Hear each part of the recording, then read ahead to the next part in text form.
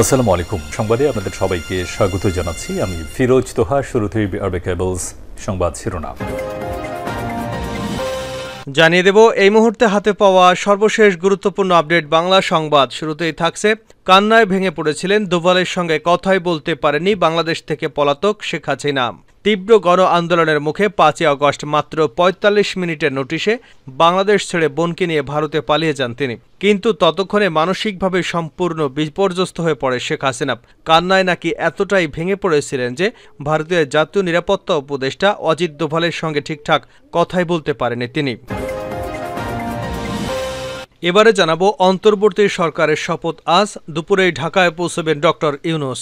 অন্তর্বর্তী সরকারের শপথ আজ বৃহস্পতিবার রাত ৮টায় বঙ্গভবনে অনুষ্ঠিত হবে বলে জানিয়েছেন সেনাবাহিনীর প্রধান জেনারেল ওয়াকারুজ্জামান। তিনি বলেন, অন্তর্বর্তী সরকার গঠনের ব্যাপারে রাষ্ট্রপতি ছাড়াও রাজনৈতিক দল, ছাত্রদের সঙ্গে আলোচনা হয়েছে। সবার সম্মতিক্রমে ডক্টর ইউনূসকে প্রধান করে এ সরকার গঠনের সিদ্ধান্ত নেওয়া হয়েছে। জানাবো, অন্তর্বর্তী সরকারের সঙ্গে কাজ করতে প্রস্তুত যুক্তরাষ্ট্র। নতুন এই সরকার বাংলাদেশে গণতন্ত্রের ভবিষ্যৎ নির্ধারণে গুরুত্বপূর্ণ ভূমিকা রাখবে বলে আশা করেছে মার্কিন প্রশাসন। বার্তা সংস্থা প্রেস ট্রাস্ট অব ইন্ডিয়াকে দেওয়া এক সাক্ষাৎকারে একথা জানিয়েছে মার্কিন পররাষ্ট্র দপ্তরের একজন মুখপাত্র। এদিকে জিজ্ঞাসাবাদ শেষে ছেড়ে দেওয়া হয়েছে ডিবি হারুনকে। ঢাকা মহানগর পুলিশের অতিরিক্ত কমিশনার হারুনা রশিদকে আটক করা হয়েছিল বলে গোয়েন্দা সূত্রে জানা গেছে। তবে জিজ্ঞাসাবাদ শেষে ছেড়ে দেওয়া হয় তাকে। সাবেক ডিবি প্রধান ইত্তেফাককে জানান, আমি এখন বাসায় আছি। রোববার শাহজালাল আন্তর্জাতিক বিমানবন্দর থেকে তাকে আটক করে নিয়ে যায় একটি রাষ্ট্রীয় সংস্থা। জানিয়ে দেব, নাটোরে হিন্দু ধর্মাবলম্বীদের সঙ্গে বিএনপি জামাত নেতাদের মত বিনিময়। নাটোরের সিংড়ায় হিন্দু ধর্মাবলম্বীদের সঙ্গে বিএনপি ও জামাতে ইসলামের নেতারা মত বিনিময় করেছেন। বুধবার দুপুর ১২টায় সিংড়ার কেন্দ্রীয় মন্দিরে এ সভা অনুষ্ঠিত হয়। এবং সর্বশেষ জানাবো আন্তর্জাতিক সংবাদ, গাজার যোদ্ধাদের নতুন প্রধানের নাম ঘোষণা। ফিলিস্তিনের স্বাধীনতাকামী সংগঠন হামাসের রাজনৈতিক প্রধান হিসেবে ইয়াহিয়া সিনওয়ারের নাম ঘোষণা করা হয়েছে। গোষ্ঠীটি নিজেদের মধ্যে আলোচনা করে এ সিদ্ধান্ত নিয়েছে। এর মধ্য দিয়ে হানিয়ার স্থলাভিষিক্ত হলেন ইয়াহিয়া সিনওয়ার। এতক্ষণ শিরোনাম শুনছিলেন, এবার বিস্তারিত। প্রিয় দর্শক, আপনি যদি এই চ্যানেলে নতুন হয়ে থাকেন, ভিডিওটি দেখতে দেখতে চ্যানেলটি সাবস্ক্রাইব করে আমাদের সঙ্গেই থাকুন। আর এই ভিডিও সম্পর্কে আপনি আপনার মূল্যবান মতামতটি কমেন্ট বক্সে জানিয়ে দিন। আর হ্যাঁ প্রিয় দর্শক, জানিয়ে দিন ভিডিওটি কোথা থেকে দেখছেন। কান্নায় ভেঙে পড়েছিলেন শেখ হাসিনা, দোভালের সঙ্গে কথাই বলতে পারেননি। তীব্র গণ আন্দোলনের মুখে ৫ই আগস্ট মাত্র ৪৫ মিনিটের নোটিশে বাংলাদেশ ছেড়ে বোনকে নিয়ে ভারতে পালিয়ে যান তিনি। কিন্তু ততক্ষণে মানসিকভাবে সম্পূর্ণ বিপর্যস্ত হয়ে পড়েছিলেন শেখ হাসিনা।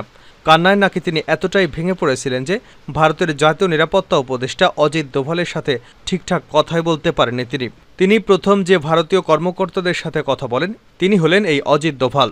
হাসিনা বিরোধী আন্দোলন তীব্র হয় সরকারি চাকুরিতে কোটা সংস্কারের দাবিতে। পরে এই ছাত্র আন্দোলন কার্যত হাসিনা হটাও অভিযানের রূপ নেয়। গত ৫ই আগস্ট যা ভয়ঙ্কর আকার ধারণ করে। ইস্তফা দিয়ে দেশ ছাড়েন শেখ হাসিনা। বাংলাদেশ সেনাবাহিনীর বিমানে ভারতের হিন্ডোজ এয়ারবেসে আসেন তিনি। সেখানে রাতে তার সঙ্গে দেখা করতে আসেন অজিত দোভাল। এক সর্বভারতীয় সংবাদ মাধ্যম সূত্রে খবর, সে সময় মানসিকভাবে বিপর্যস্ত ছিলেন শেখ হাসিনা। কান্নায় এতটাই ভেঙে পড়েছিলেন তিনি যে কথা বলার অবস্থায় ছিল না। তাই নিজের আগামী পরিকল্পনা বা কোথায় যেতে চান সেসব নিয়ে দোভালকে কিছুই জানাতে পারেননি তিনি। তার মানসিক অবস্থা দেখে পরবর্তী কোনো দেশে আশ্রয় নিতে চান এই প্রশ্নও নাকি করতে পারেননি অজিত দোভাল। আপাতত দিল্লির সেফ হাউসে রয়েছেন হাসিনা। বাংলাদেশের পরিস্থিতির উপর কড়া নজর রাখছে ভারত। হাসিনাকে নিয়ে তৎপরতার তুঙ্গে সাউথ ব্লকে। মঙ্গলবার সর্বদল বৈঠকও হয়েছে পার্লামেন্টে এনএক্সকো ভবনে। বাংলাদেশ নিয়ে রাজ্যসভার বিবৃতি দিয়েছে ভারতের পররাষ্ট্রমন্ত্রী এস জয়শঙ্কর। পরবর্তী পরিকল্পনা জানানোর জন্য আপাতত হাসিনাকে কিছুদিন সময় দিয়েছে ভারত। দিল্লির সর্বদল বৈঠক এমনটাই জানিয়েছে জয়শঙ্কর। সূত্রের খবর, হাসিনা কেমন রয়েছেন, পরবর্তী গন্তব্য কি হতে পারে, এ নিয়ে যাবতীয় তথ্য নিয়মিত প্রধানমন্ত্রী নরেন্দ্র মোদীকে দিচ্ছেন দোভাল। এছাড়া স্বরাষ্ট্রমন্ত্রী অমিত শাহ এবং জয়শঙ্করের সঙ্গেও বৈঠক করেন জাতীয় নিরাপত্তা উপদেষ্টা অজিত দোভাল। অন্তর্বর্তী সরকারের শপথ আজ। অন্তর্বর্তী সরকারের শপথ আজ বৃহস্পতিবার রাত ৮টায় বঙ্গভবনে অনুষ্ঠিত হবে বলে জানিয়েছেন সেনাবাহিনীর প্রধান জেনারেল ওয়াকারুজ্জামান। তিনি বলেন, অন্তর্বর্তী সরকার গঠনের ব্যাপারে রাষ্ট্রপতি ছাড়াও রাজনৈতিক দল ও ছাত্রদের সঙ্গে আলোচনা হয়েছে। সবার সম্মতিক্রমে ডক্টর ইউনূসকে প্রধান করে এ সরকার গঠনের সিদ্ধান্ত নেওয়া হয়েছে। ডক্টর ইউনূস আজ দেশে আসবেন। তাকে বিমানবন্দরে রিসিভ করবেন সেনাপ্রধান।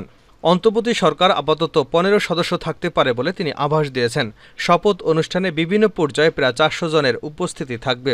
গতকাল সন্ধ্যা ৫:৩০টার দিকে সেনা সদরে মিডিয়া ব্রিফিংয়ে এসব তথ্য জানান সেনাবাহিনীর প্রধান। এ সময় সেনাপ্রধানের পাশে নৌবাহিনীর প্রধান অ্যাডমিরাল নাজমুল হাসান, বিমান বাহিনীর প্রধান air chief marshal Hasan Mahmud Khan উপস্থিত ছিলেন। সেনাপ্রধান বলেন, অনেক ধরনের গুজব ছড়িয়ে পড়েছে, সেগুলো নিশ্চিত না হয়ে সামাজিক মাধ্যম বা গণমাধ্যমে প্রকাশ করবেন না। গুজব চলছে, গুজবে কান দেবেন না, নিশ্চিত না হয়ে গুজব রটাবেন না। নিবৃত্ত থাকলে ভালো হবে। তিনি বলেন, পুলিশ পুনর্গঠনের কাজ চলছে, নতুন পুলিশ প্রধান নিয়োগ হয়েছে। পুলিশ বিশাল একটি বাহিনী, পুলিশের কাজ সেনাবাহিনী দিয়ে করা সম্ভব নয়। দেশের বিভিন্ন স্থানে হামলা লুটপাটের খবর আসছে। লুটতরাজ সৃষ্টি করবে না, যারা লুটতরাজ করবেন তাদের বিরুদ্ধে ব্যবস্থা নেওয়া হবে। সহিংসতায় জড়িতদের সবাইকে বিচারের আওতায় আনা হবে। শিগগিরই লুটতরাজ বন্ধ হয়ে দেশের পরিস্থিতি অবাধ সহজ অবস্থায় ফেরত চলে আসবে বলে তিনি আশা প্রকাশ করেন। সেনা, বিমান, নৌ বাহিনী সর্বাত্মকভাবে সহযোগিতা করবে, সবাই মিলে সাহায্য করবে, বাংলাদেশ ঘুরে দাঁড়াতে সক্ষম হবে। ৩ বাহিনী জনগণের সঙ্গে আছে, আমরা সুন্দর ভবিষ্যতে পৌঁছতে পারব বলে আশা করছি। আমাদের সেনাবাহিনী, নৌবাহিনী, বিমান বাহিনী কাজ করছে। দেশে পুলিশের যে অনুপস্থিতি রয়েছে তা খুব তাড়াতাড়ি সেই সমস্যার সমাধান হবে বলে তিনি জানিয়েছেন। পুলিশের মনোবলও ফেরত আসবে বলে উল্লেখ করেছেন তিনি। পেশাদার ফোর্স হিসেবে তারা দ্রুত কাজে সক্ষম হবেন। আগামী ৩-৪ দিনের মধ্যেই